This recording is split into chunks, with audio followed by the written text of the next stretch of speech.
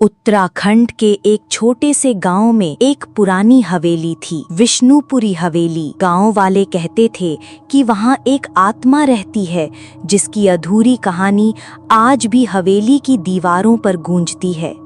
कई लोगों ने उस हवेली से अजीब चीखें, रोने की आवाजें और छायाएं देखी थीं।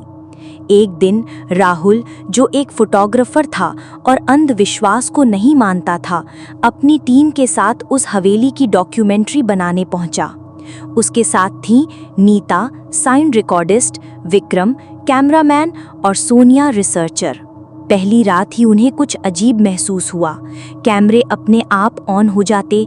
नीता ने बताया कि उसे किसी ने उसके कान में फुसफुसा कर कहा, तुमने मेरी नींद क्यों तोड़ी है? राहुल ने सोचा कि यह सब भ्रम है। उन्होंने रिकॉर्डिंग जारी रखी। हवेली की दीवारों पर एक लड़की की धुंधली तस्वीर थी। सोनिया ने बताया कि वह लड़की शकुंतला थी, जो 100 साल पहले इस हवेली में रहती थी। शकुंतला की शादी जबरदस्ती एक बुजुर्ग से कर दी गई थी। शादी की रात उसने आत्महत्या कर ली, लेकिन आत्मा यहीं रह गई, अधूरी और गुस्से से भरी। अगली सुबह विक्रम लापता था। उसे आखिरी बार लाइब्रेरी में देखा गया था, जहां उसने शकुंतला की पुरानी डायरी पढ़ी थी। डायरी में लिखा था, जो मेरे राज को जानेगा वह मेरे साथ रहेगा। उसके बाद से विक्रम का कुछ पता नहीं चला।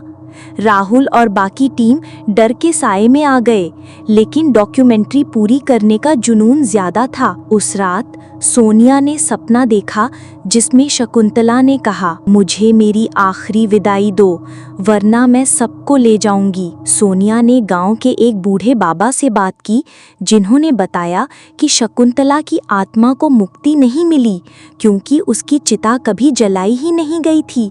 गांव वालों ने उसकी मौत को बदनामी समझकर उसका शव हवेली के तहखाने में छुपा दिया था। राहुल और टीम ने तहखाने की खुदाई की और वहीं विक्रम की लाश भी मिली। आंखें खुली और चेहरा डरावना। बाबा के निर्देश पर उन्होंने शकुंतला की अस्थियों का अंतिम संस्कार किया। जैसे ही चिता जली, हवेली कांप उठी।